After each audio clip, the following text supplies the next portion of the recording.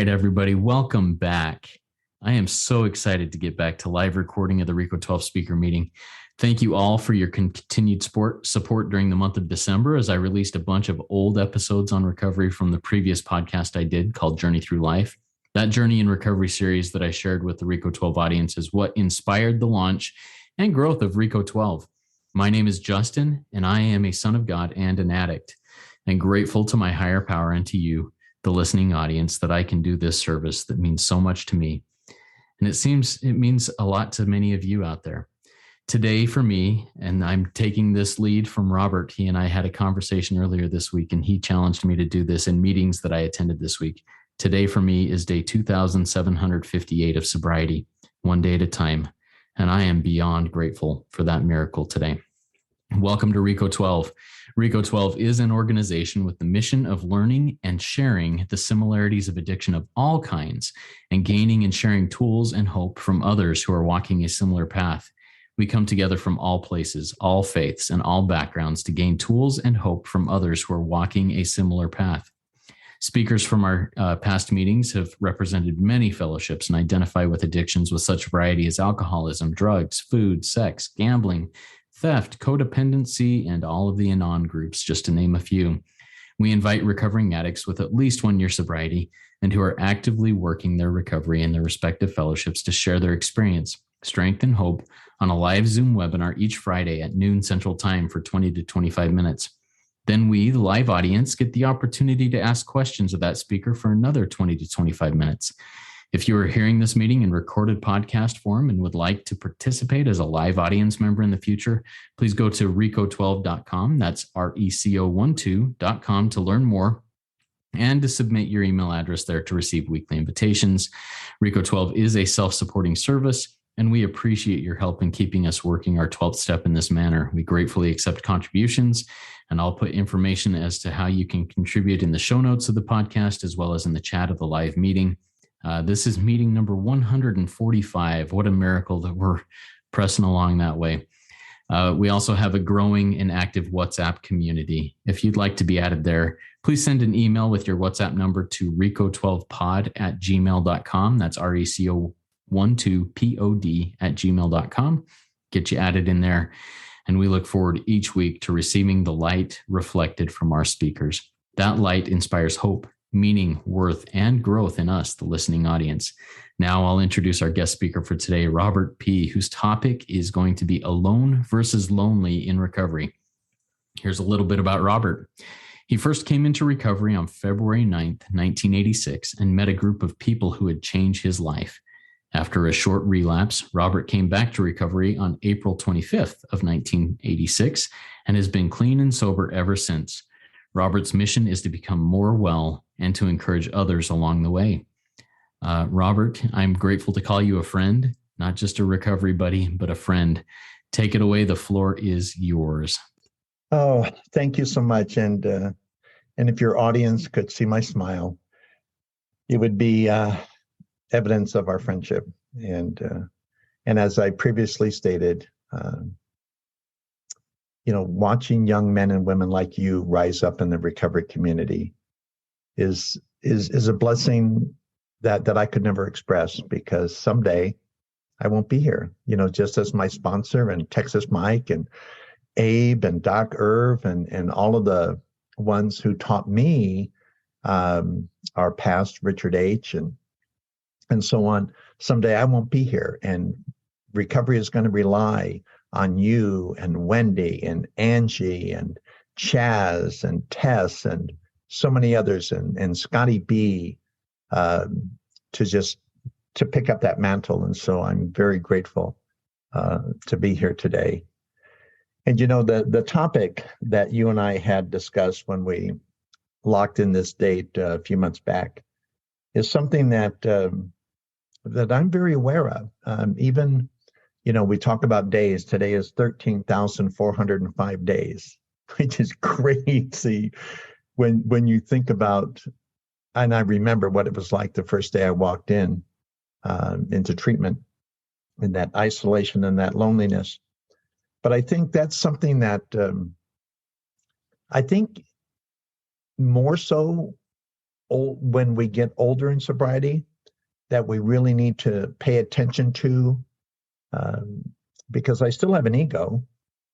My ego tells me that quantity is often more important than quality, and they need to coexist, and therefore quality tells me that I need to continue to pursue that fulfilling life. And it's within life's fulfillment that I've been able to stay clean and sober for as long as I have. And I think that's a universal truth. Even though quantity is an indicator of quality, we still need to continue to work the steps. That is why, before I share a little bit more, that's why I'm a real proponent of 12-step recovery. I still go to meetings. I still talk to my sponsor. I still read the big book. I still read the 12 and 12. I still read my Bible. I still practice these principles in all my affairs.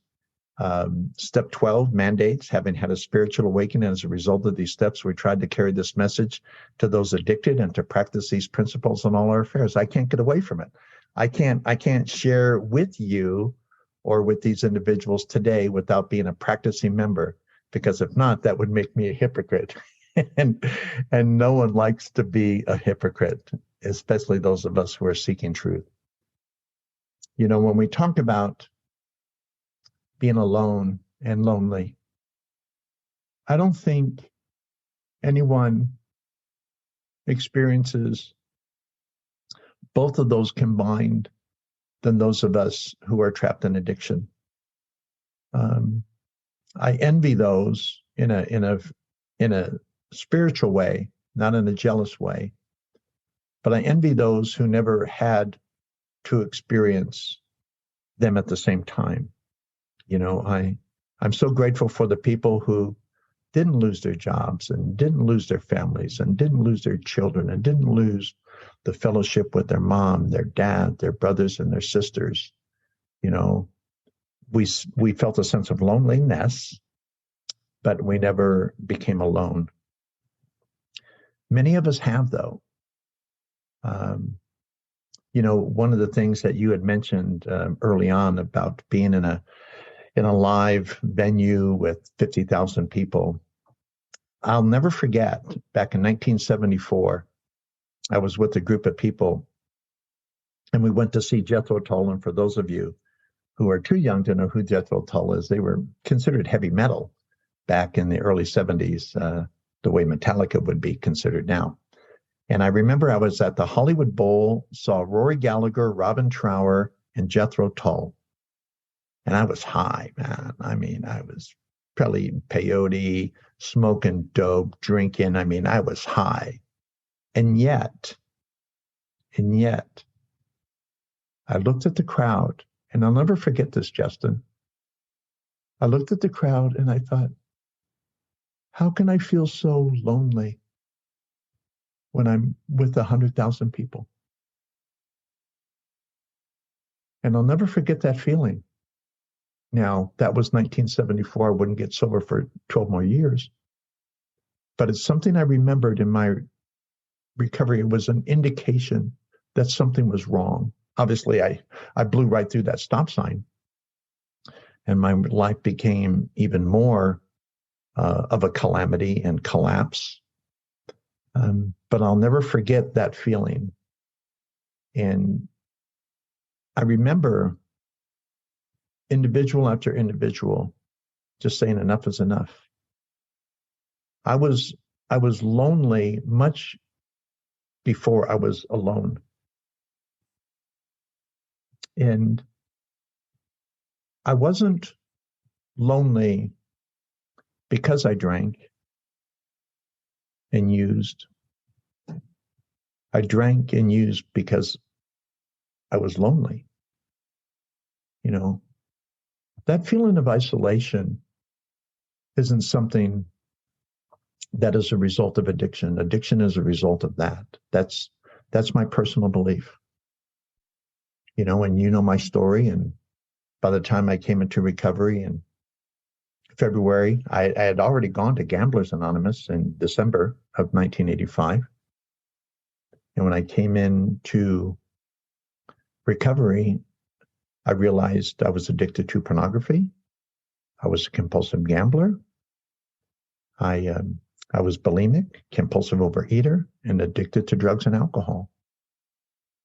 All was done so I could displace that feeling of isolation, of being alone, of wondering why I would see other people achieve so much and I wanted it just as much as they did.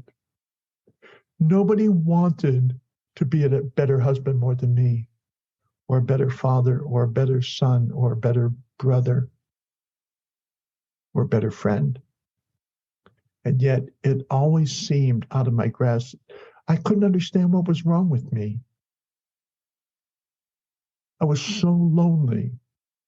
I had such great despair that, as we talked about earlier, I'm amazed I wasn't successful in my suicide attempts. It was always passive. Because as I learned in recovery, it's not that I wanted to die, it's just I didn't know how to live. And the isolation was killing me. It was so bad, Justin, that I would have to get drunk before I went to a family gathering, just so I wouldn't feel awkward.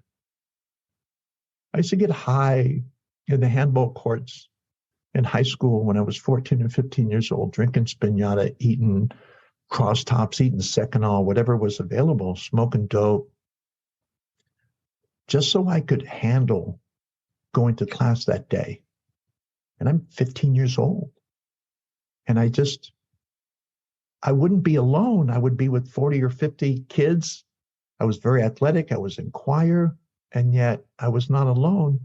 But there was just a loneliness and a despair, and I never felt like I fit. And over time, that pain that only loneliness can bring was like trying to swim in a riptide. You know, you can fight against the current, you can fight against the tide, but eventually, the minute you think you have some air, you're sucked back down. And you're fighting over and over again. And you drink and you use and you act out just to displace that loneliness, just to tell yourself it'll be okay just this one time. And it comes on and it comes on and it just increases. And as the pain would increase, the addiction would increase as well, because as Father Martin says, it's a natural human response to escape relief from that which is uncomfortable. And no matter where I was uncomfortable from, it's why, I became an adulterer with my sexual addiction. Some of the despicable things I did in acting out sexually, I'm embarrassed. I'm ashamed of.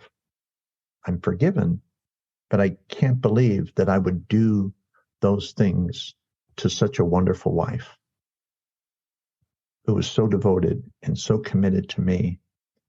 And yet, when there's that component in you that tells you no matter how hard you try, you're always going to end up less than, it creates a loneliness and despair that very few people, other than those of us who succumb to our addiction, can feel.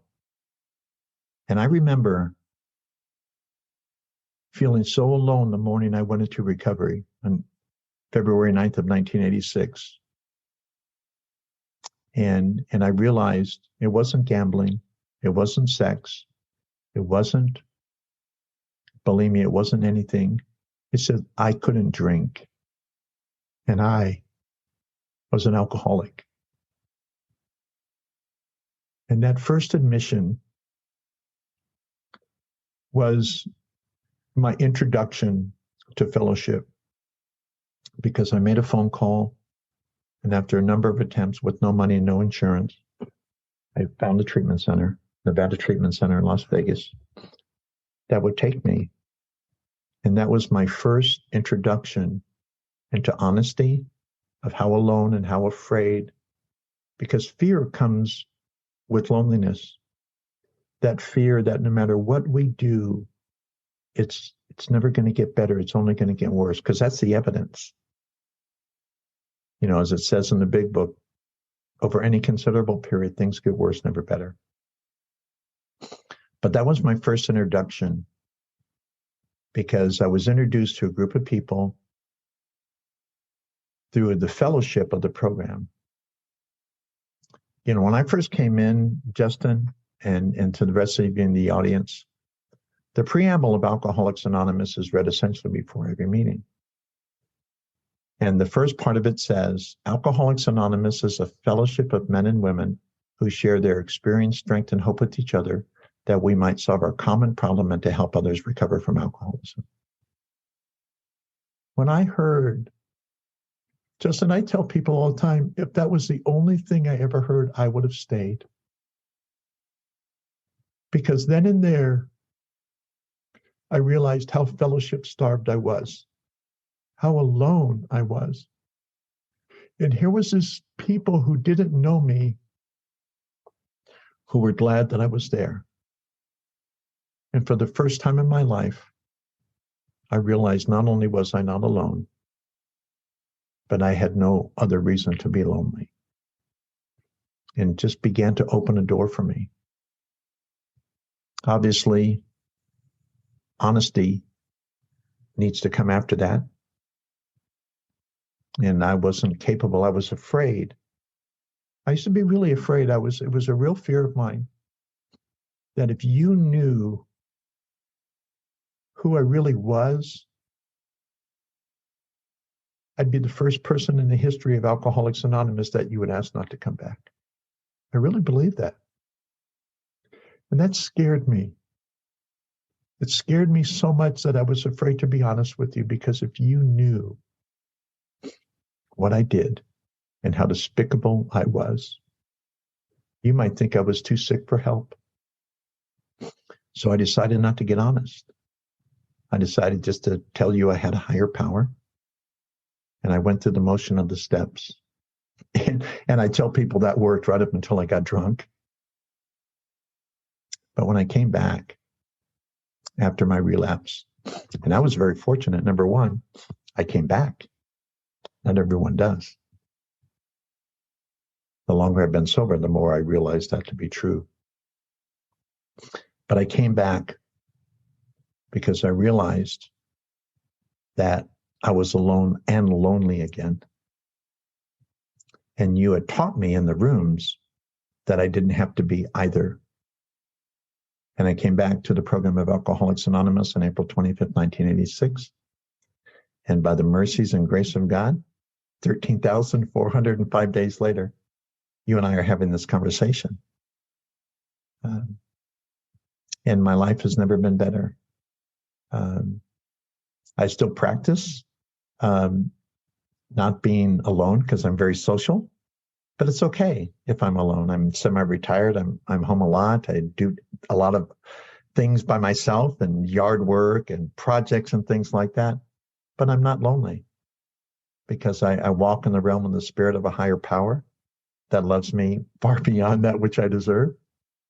And the relationships that I choose to have today fulfill me in ways that I can only be eternally grateful for.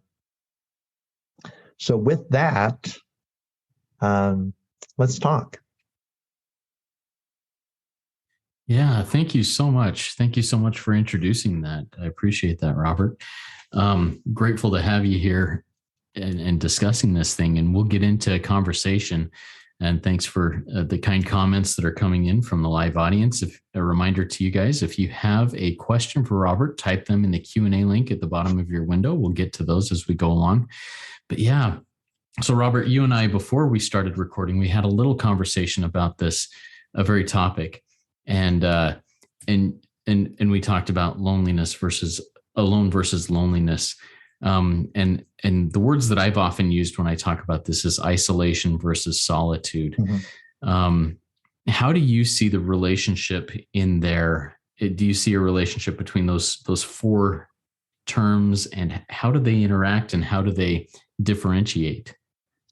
Well, a great question, because I found out, I used to think I was really stupid, and I think my life was characterized by a person who could only break things, never put things apart, never put things together, only break them.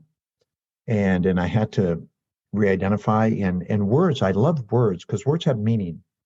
And so breaking down these words is really important, because it's easy to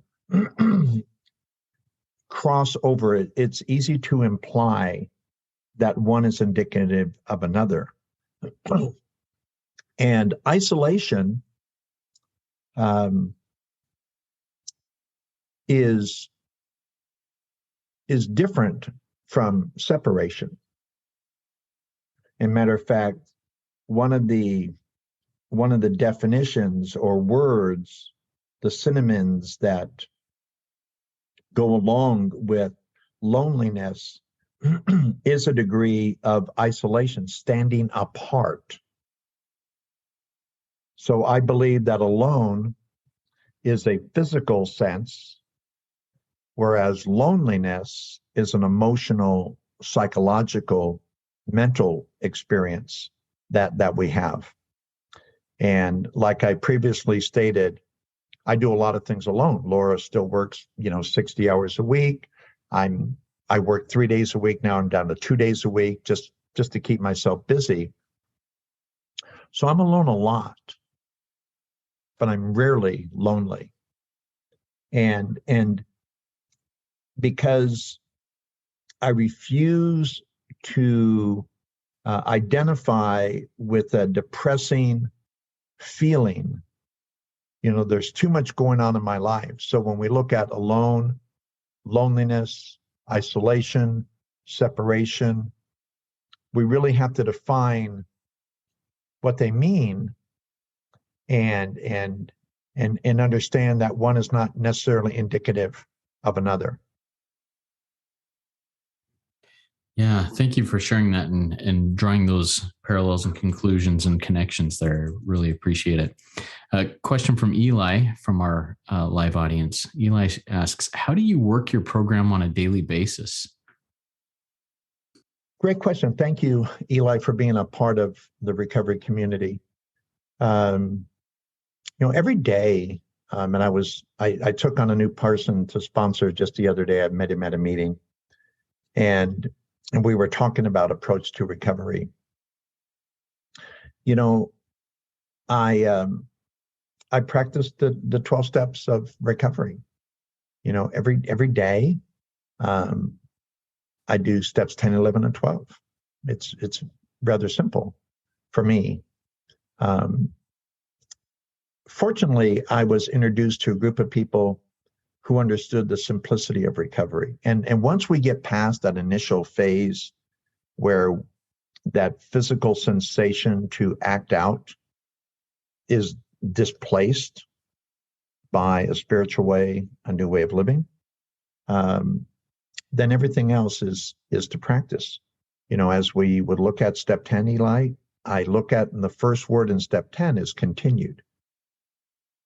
So it's making the assumption that I've already done steps 1 through 9, or the other inventory steps, which are pretty much all of them. And I continue to do that. Step 10 is really interesting in that it's an annual, a semi-annual, and periodic. As my sponsor Will would say, if we clear away the wreckage of our present, there won't be any wreckage of our past. And that's what I do on a daily basis. Step 10 illustrates or magnifies my humanity, that I don't do anything without the power of God, which leads me to step 11, where I sought through prayer and meditation to improve that conscious contact with God as we understood God, praying only for the knowledge of His will for us and the power to carry that out, which is a great transition into step 12, One of the things that I did in one of my podcasts, it was called Solving for Me, God, and Others. And Eli, if we focus on those three things, what is about me that needs to be looked at and fixed, going to our higher power to fix them, and then taking that which is fixed and sharing it with others who are looking to be fixed, right? Because we all come in broken to one degree or another. Some are more broken than others. Some are like Humpty Dumpty, right? All the king's horses and all the king's men couldn't put Humpty together again. Well, I'm here to tell you that there is no one who's any more broken than me. And if I can be put back together, and others that I've known can be put back together, because there's some other stories that I hear that are pretty devastating. I'm so grateful I didn't have to go through what they went through. But it's just living out the steps. So wherever you're at in your program of recovery, I still have a sponsor. I still go to meetings. I still read my recovery material. I still pray every day to my higher power. And I still do steps 10, 11, and 12. And that's how I live out my program. And I stay accountable to other people. I'm accountable to Justin. Justin knows me enough. He knows about my family.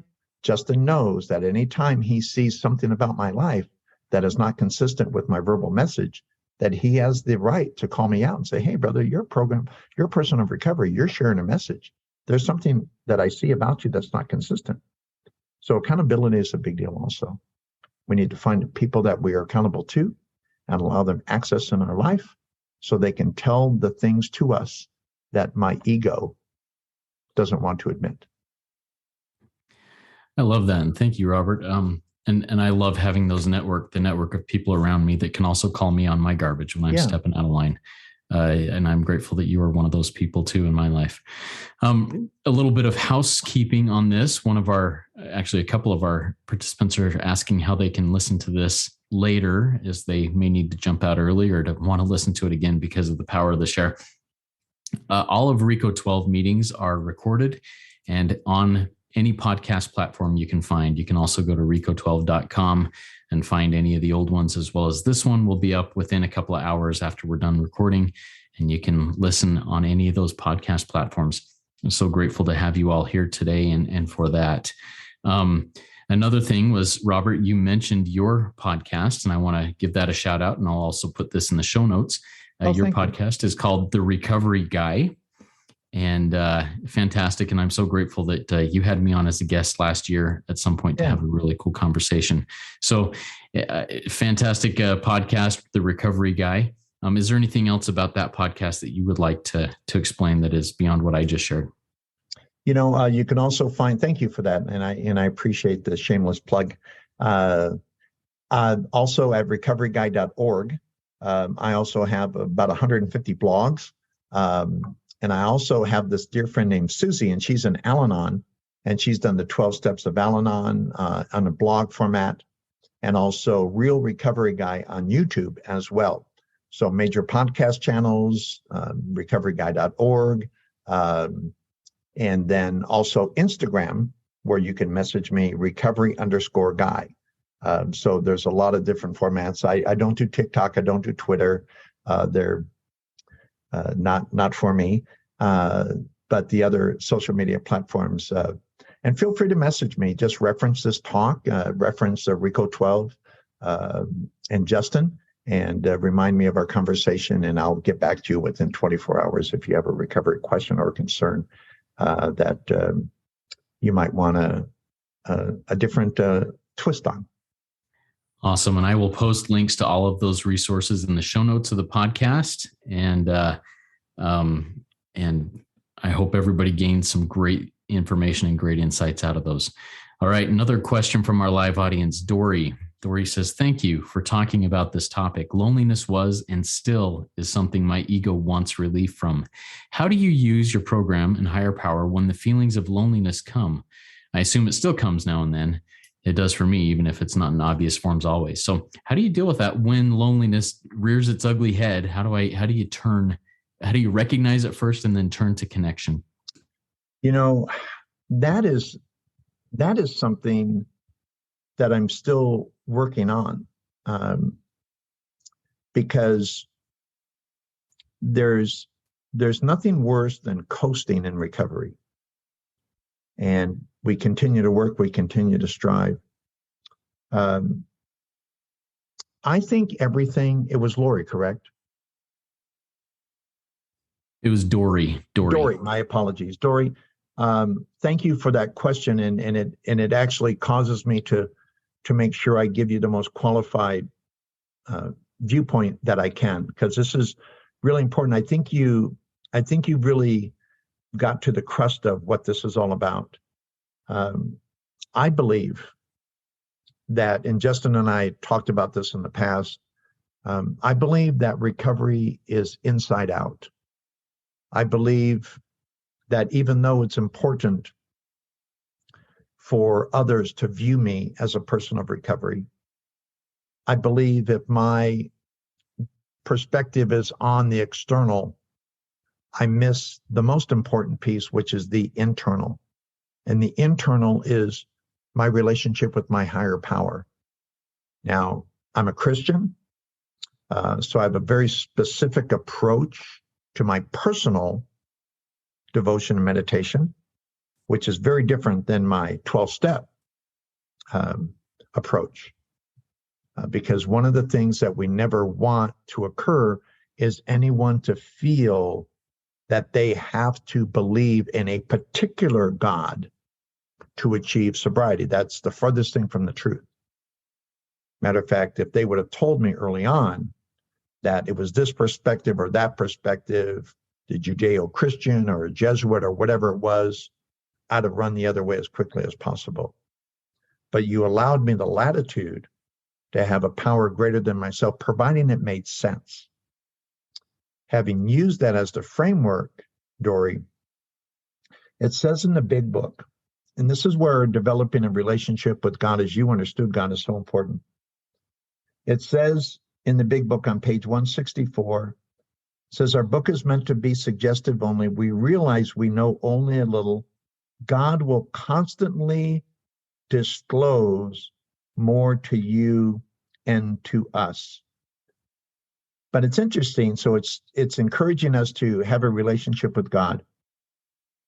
The line before that, in the paragraph before that, it says, remember that your real reliance is always upon him. Here's the sentence. He will show you how to create the fellowship that you crave. He will show you.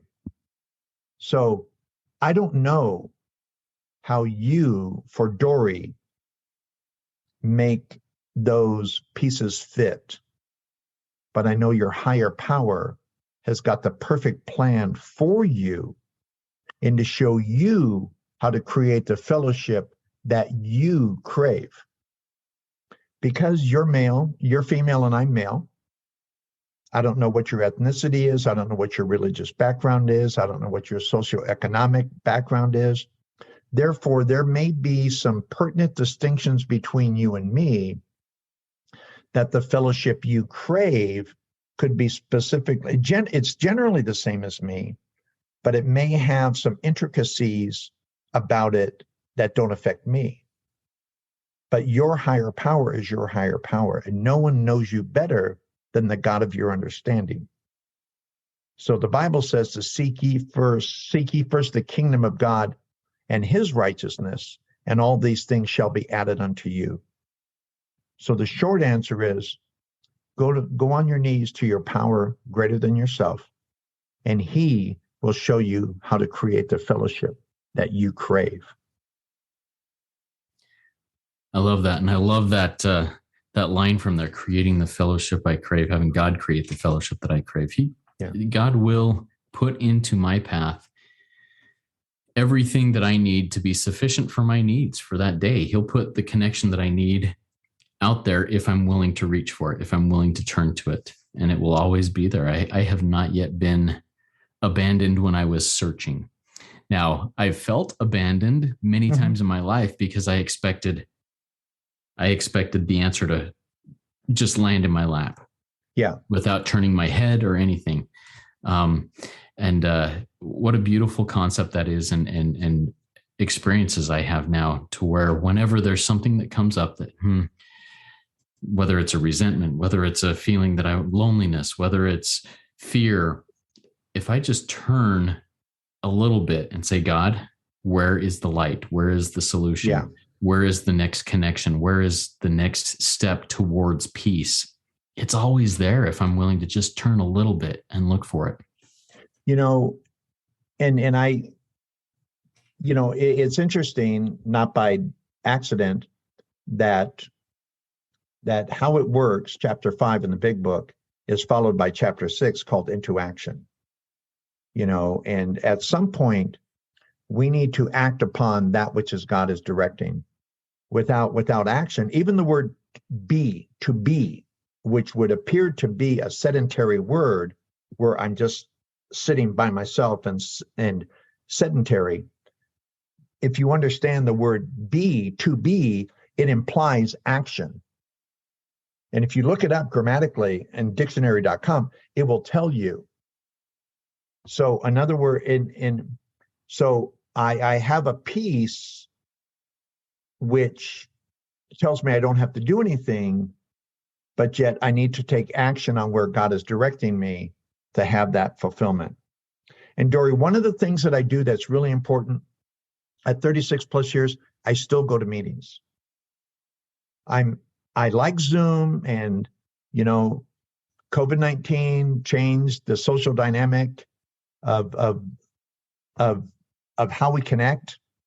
But in my opinion, nothing replaces me getting a hug from you, or me hugging you, or me holding hands at the end of the meeting, and a sense of belonging and that sense of community and camaraderie. In page 17 of the big book of Alcoholics Anonymous, the chapter is called There's a Solution. It says, the passengers, the moment after rescue from shipwreck, when camaraderie, joyousness, and democracy pervade the vessel from steerage to captain's table.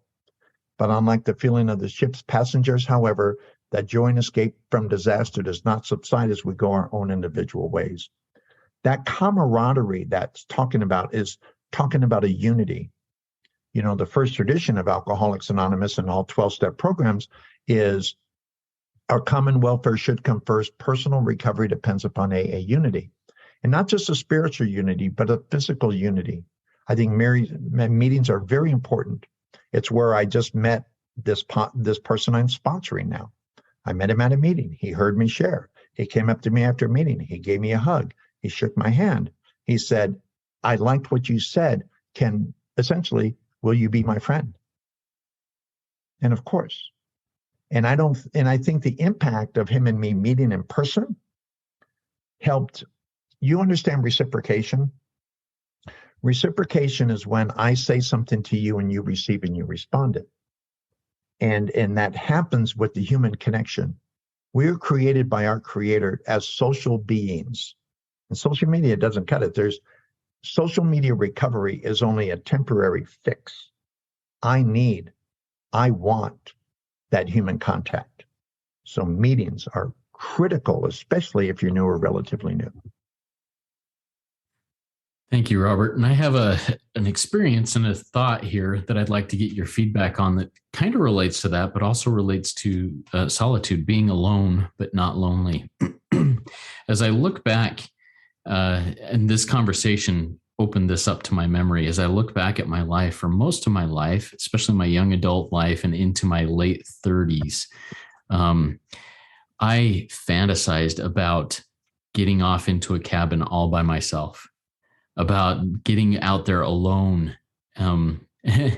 But the purpose for doing that was not to connect with nature, not to connect with God, not to connect with, others. It was to isolate, to act out, to binge, to whatever, and just go wild for however long I could be alone in that process. Now I now still crave, might be too strong a word, but I still crave that idea of getting out by myself for a couple of days. But now the reasoning for it, the motivation behind it, is to connect, to be quiet and just enjoy nature, enjoy the solitude, enjoy connection with God and with myself and with creation. Um, how do you see that um, relating to what you just shared? Hey, this physical human interaction of that. How can one enjoy solitude in a healthy way as well as connection with others? Does that make sense? It does.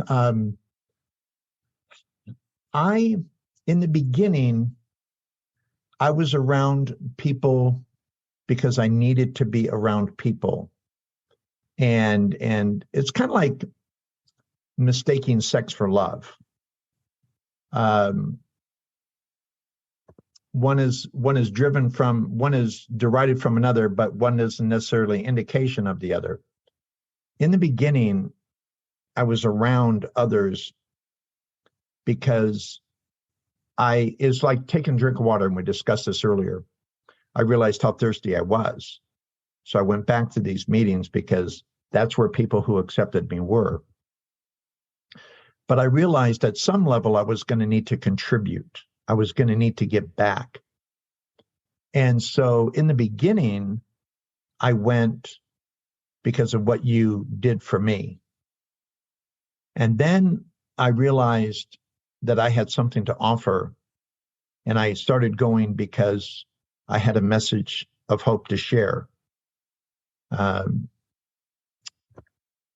I go as an obligation, as a spiritual obligation, because it says you can't give away what you haven't gotten, and if you don't give it away, you don't get to keep it. So there are times when I enjoy the solitude and the quietness of my home, and I just sit and I kick the stool up, and I just close my eyes and I meditate and I just reflect on things and how beautiful quietness is, because I can be quiet and not be lonely.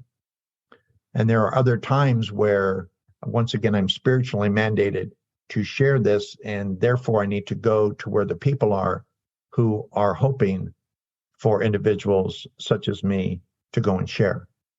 And I'm not saying this because I think I'm special. I've just been fortunate to be around a long time. I think newcomers need to see me.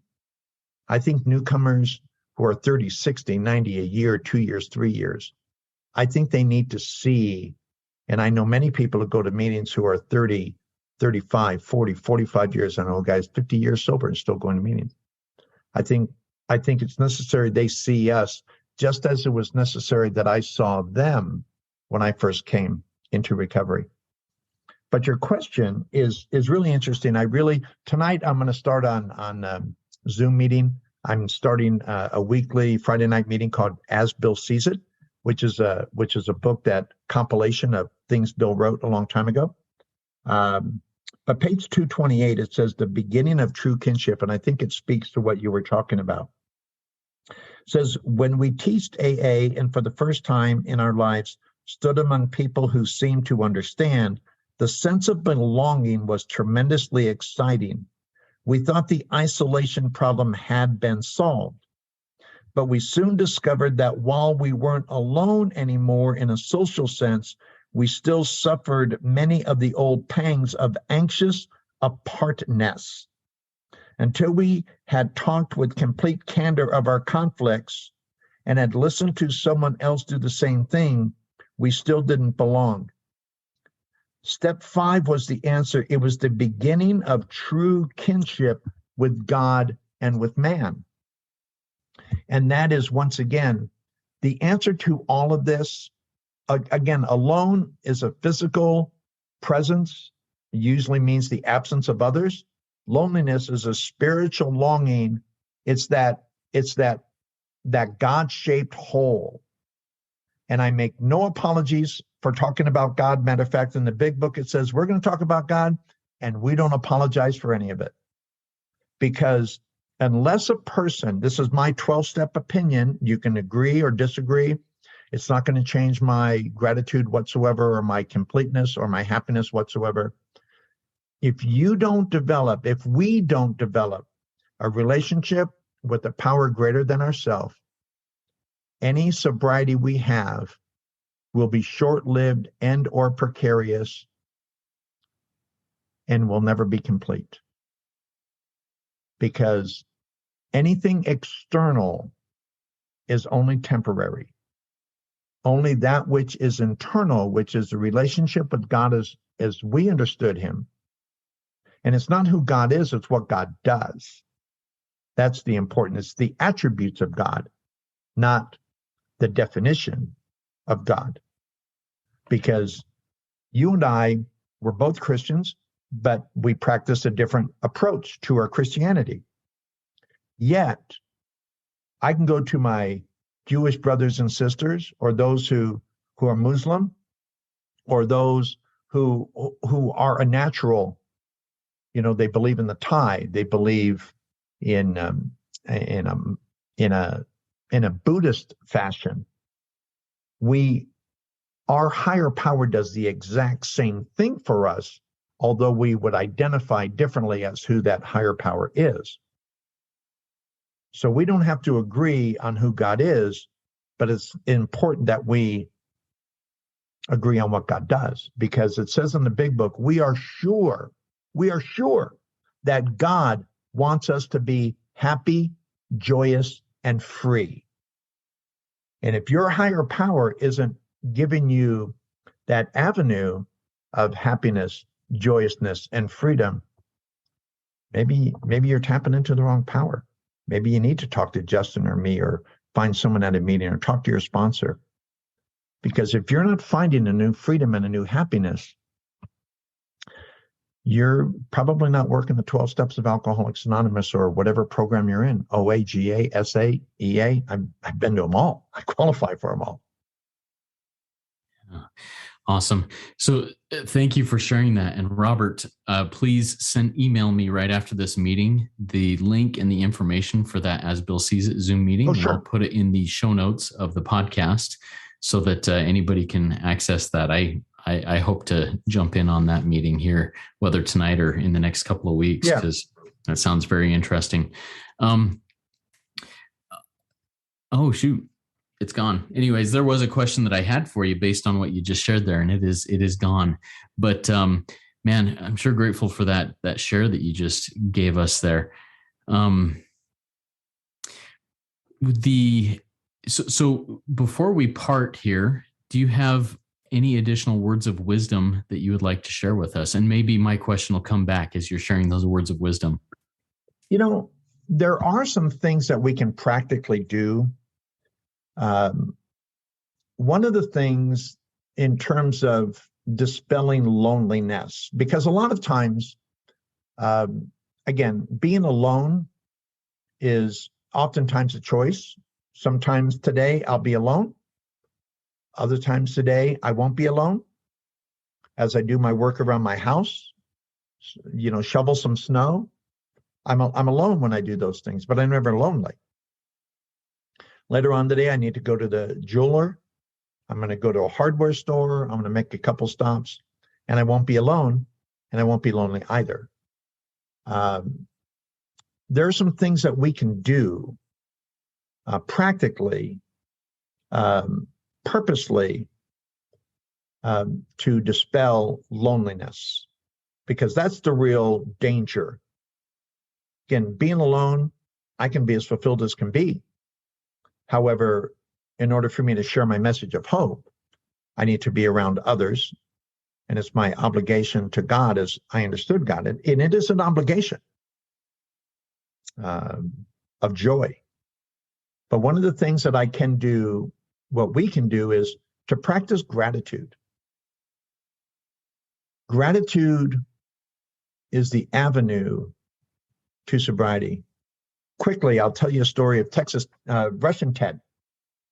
I was early in my sobriety, and Russian Ted was a very stoic individual, dark, thick-rimmed glasses, had a goatee, looked very serious, very, very rarely shared, but when he did, you knew to listen, because he was 20 plus years, and I was probably 90 days at the time. I remember walking to the Alano Club in Las Vegas. By the way, folks, I got clean and sober and away from pornography and all those things in Las Vegas, Nevada. And sobriety is everywhere, providing we're ready. So I walk up to Texas Ted, or Russian Ted, And I was getting confused with Texas Mike. Everybody had a nickname, Pete the Greek, Abe the plumber. So I walked up to Russian Ted and I started telling him about how crappy my day was.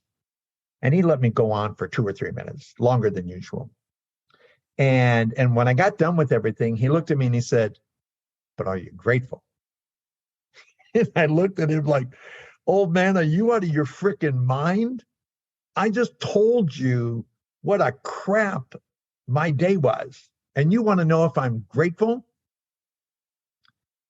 And before I could respond, he said, "Depending upon how grateful you are today will determine the quality and the quantity of your sobriety tomorrow."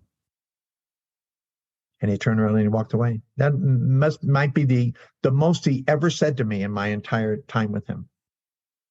But early on, I knew I had to practice being grateful no matter what. I was grateful. Do you know why? Because I wasn't out there acting out anymore. I was in the rooms of hope. And for that, I will always be grateful. Another thing is to call someone. Often calling someone, we understand our value. So we automatically go from alone to not being alone. And when we understand the value that we bring to others or others bring to us, it's very important in dispelling loneliness. So calling a friend. Get outside, be active. You know, recovery is not a sedentary process. It's a process of action. You know, even Newton's law of motion, the first law of motion is to things that are in motion tend to stay in motion. Things that are at rest tend to stay at rest. So get outside, get active. Another good thing, Justin, is to talk about our feelings. You know, I'm only as sick as my secrets. Now, some people I don't share everything with. Obviously, Laura, I do, and my sponsor, I do. But I talk about my feelings. You know, it says our stories describe in a general way what we used to be like, what happened, and what we are like now. So talking about our feelings, because we only are as sick as our secrets. Another good thing is take a break from social media. My God, get out, be with real people. Social media, you know, I take people's word that they're okay. But social media is only going to take me so far. Social media only provides a particular connection for a particular moment. Again, I did a podcast on social media recovery. It's a myth. I need human connection. I have a component in me that says, I need you to hug me. And I need to hug you. I need to look you in the eye, face to face, across a cup of coffee, and tell you everything is going to be okay. And I need to hear from you and see you face to face. Another thing, remind yourself it isn't permanent. You know, sometimes we mistake alone for loneliness, and we'll take our being alone for being lonely. What's wrong with me? How come I can't? Sometimes things are temporary. Sometimes we're in God's waiting room for certain things. And we need to tell ourselves that this too shall pass. And we need to be a person of action. And finally, reach out for help. You know, I have a tattoo for suicide prevention. It's the semicolon that indicates grammatically a pause. Pause long enough to reach out to someone. I need to know if you're lonely, because I can help bridge that gap for you. Again, going back to we're only as sick as our secrets. When I reach out for help and I say, I'm afraid, I don't know if I can do this. I don't understand this. Would you please help? I'm reaching out.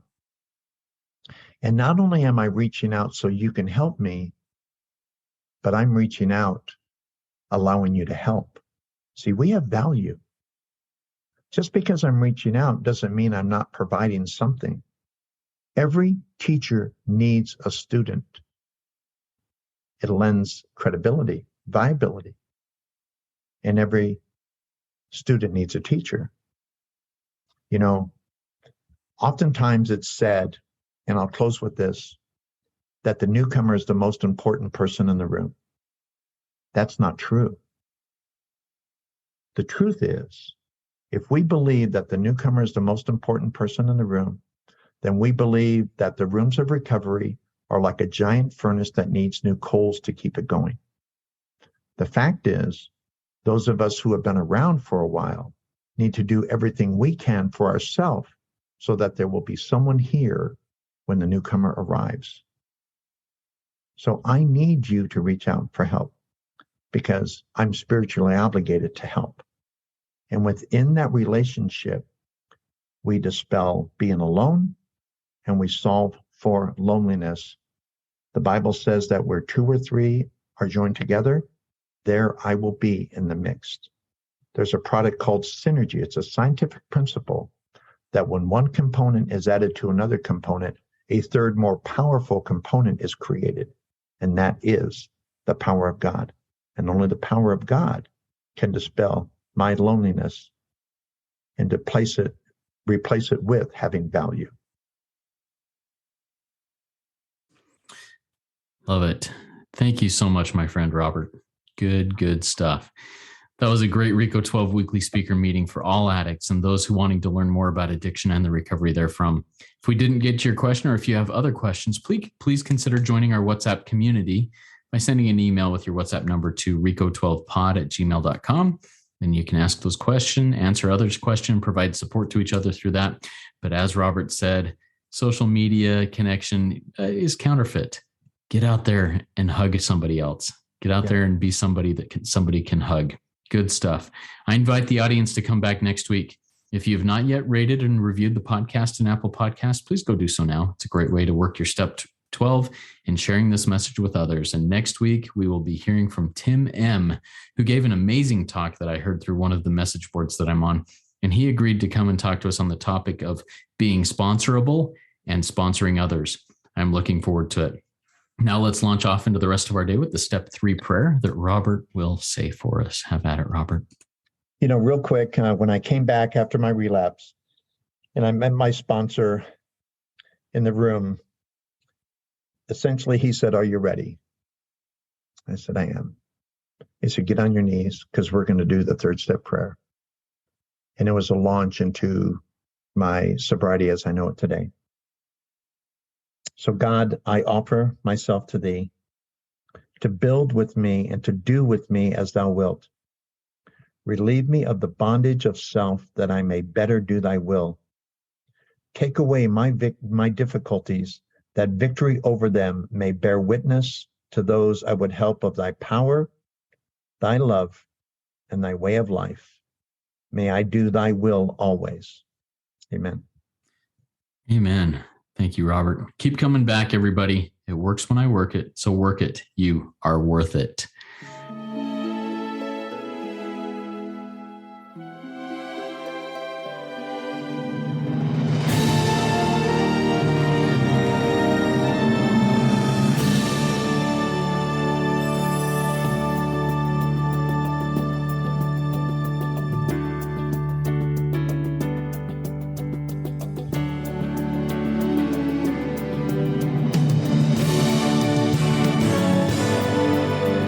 Standing still a moment, carving out this time, reflecting on the landscape of this life of mine. Peaks too high to conquer, streams too wide to cross, troughs too deep to walk through without incurring loss. Yet here I am, still standing tall, despite the rough terrain. One like me survived the storms and walked through wind and rain. Still standing, I will fight the good fight, still searching for glimmers of light, feet still on the ground. I can still be found, standing still.